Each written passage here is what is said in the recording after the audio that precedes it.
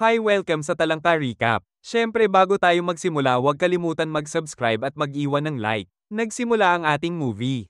Sa isang bayan sa Japan kung saan ay matatagpuan ang isang paaralan na para lamang sa mga lalaki. Sa loob ng paaralan ay tahimik na nakaupo si Junpei sa kanyang mesa na nag-aaral habang kumakain. Nang biglang lumapit ang kanyang kaklase na si Nagai at kinuha ang tinapay ng binata. Kilala si Nagai bilang isang masamang estudyante sa paaralan at wala ni isang estudyante ang sumubok na sumagot sa kanya. Walang ibang magawa si Junpei kundi ang tiisin ang hindi magandang ginagawa sa kanya ni Nagai. Samantala nakita niya ang kanyang magandang guro na si Sakihiko na lumabas mula sa isang bakanteng silid na kasama ang punong guro na si Yoseda na kakatapos lang magbiyakan sa loob ng silid. Nagmadali si Sakihiko na pumunta sa kanyang klase para magturo ng Ingles sa kanyang mga estudyante. Agad naman napansin ni Sakihiko na may pasa sa mukha si Junpei at tinanong niya ito kung ano ang nangyari ay hindi ito makasagot, tila naintindihan na ni Sakihiko ang nangyari. Binigyan niya ito ng panyo upang ay pampunas. Nang matapos ang klase, sabay na umalis sina Sakihiko at Yoseda. Pero habang paalis sila ng paaralan, ay kailangan niyang magtago upang hindi ito mapansin ng mga estudyante ang kanilang tinatagong relasyon.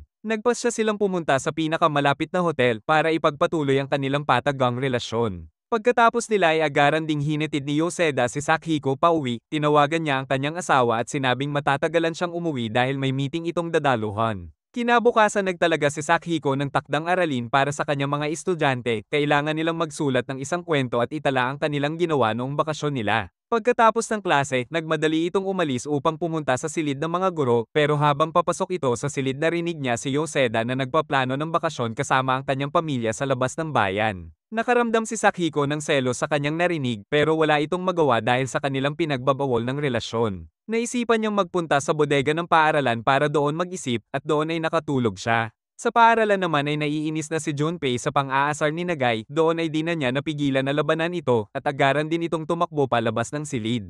Nagawa niyang makaalis sa silid matapos niyang tumalon sa bintana ng paaralan. Ilang sandali pa nakarinig ito ng isang kakaibang tunog na nagmumula sa bodega. Sinubukan niyang hanapin ang pinagmumulan ng tunog at doon ay nakita niya si Sakihiko at Yoseda na kasalukuyang nagbibiyakan. Doon ay lumitaw na matagal na palang may pagnanasa si Junpei sa kanyang guro kaya nainis ito sa kanyang mga nakita. Kaya nagpasya na lang itong umalis pero doon ay nakasalubong niya si Nagai at agad siya nitong binugbog at biglang dumating si Yoseda upang awatin ang dalawa. Dahil sa selos, sinipa niya ito at mabilis na tumakbo. Kinagabihan habang kumakain si Junpei kasama ang kanyang ina, pinag-usapan nila ang kanilang gagawin sa paparating sa summer. Plano nilang mag-camping subalit hindi sang-ayon si Junpei at hiniling sa kanyang ina na mauna na lang itong umalis. Sa huling araw ng klase bago ang bakasyon, nagpaalala si Sakihiko sa kanyang mga estudyante tungkol sa kanilang takdang aralin na magsulat ng kwento gamit ang Ingles. Pagkatapos ng klase pumunta si Sakihiko sa bodega na nasa likod lang ng paaralan. At doon ay sinundan siya ni Junpei, nakita niya si Sakihiko na natutulog mag-isa sa loob ng bodega. Naglakas loob siyang pumasok at umupo sa tabi ni Sakihiko. Samantala nakasalubong naman ni Yoseda ang tagapaglinis ng paaralan, inutusan niya ito na umuwi na dahil isasara na nito ang gate ng paaralan. Pero hindi makaalis si Yoseda dahil hinihintay nito ang tawag mula kay Sakihiko na bigla na lamang nawala.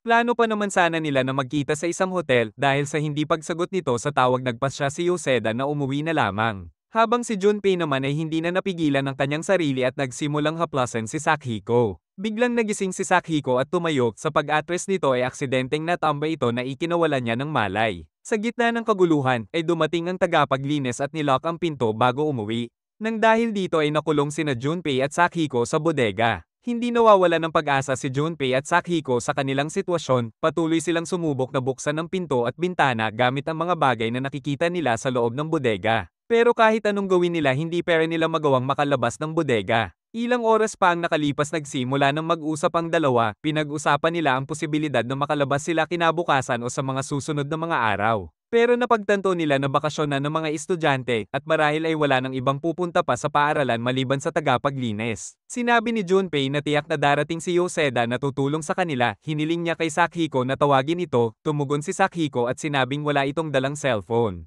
Naiwan niya pala ito sa silid ng mga guro, biglang namang umamin si Junpei at sinabing alam niya ang milagrong ginagawa ni Sakihiko at Yoseda sa bodega. Sinabi din nito na nahuhumaling ito sa kanya at humingi siya ng paumanhin sa nagawa niya kanina. Hindi makapagsalita si Sakihiko sa mga narinig nito at natulala. Kinabukasan paggising ni Sakihiko ay sinubukan ulit nilang sumigaw para humingi ng tulog pero wala pa ring dumating. Kinahapunan nagsimula ng mauho ni Sakihiko habang may dala namang maiinom si Junpei. Naisip niya na ito na ang pagkakataon niya, sinabi niya kay Sakiko na kung papakitaan niya ito ng mga bundok ay bibigyan niya ito ng tubig. Nung una ay tumanggi muna si Sakiko pero nang nakita niyang iinom ulit si Junpei ng tubig ay pumayag na ito. Dahil sa pagkauhaw na gawa ni Sakiko ang hinihiling ni Junpei, matapos makamit ang gusto niya ibinahagi na ang tubig kay Sakiko. Sobrang init ng panahon sa Japan kaya nag-anunsyo ang gobyerno sa pamamagitan ng trompa na manatili na lang sa loob ng bahay ang mga tao. Habang nasa mainit na bodega naman sina Junpei at Sakiko na parehong pinagpapawisan.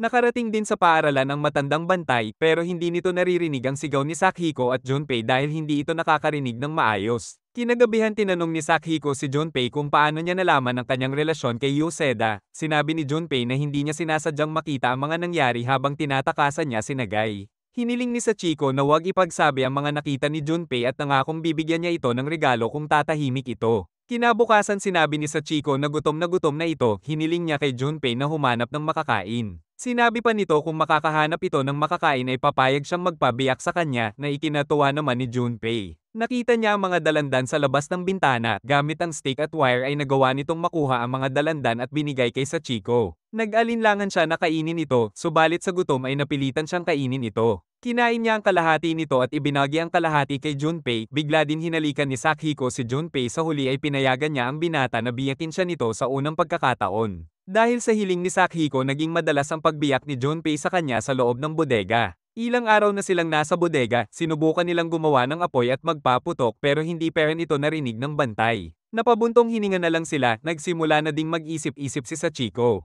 Hiniling ni Sachiko kay Junpei na biyakin muli siya at hindi naman nagsayang ng oras si Junpei at agaran niya itong biniyak. Habang binibiyak ito ni Junpei, bigla namang bumukas ang pinto. At biglang pumasok si Yoseda, narinig pala nito ang kalampigan sa loob ng bodega. Tinanong niya sila kung ano ang ginagawa nila sa bodega at pareho silang hindi makasagot at agarang lumabas. Sa inis sinuntok naman ni Junpei si Yoseda at sinabing lumayo na ito kay Sachiko. At dito nagtatapos ang ating movie, thank you.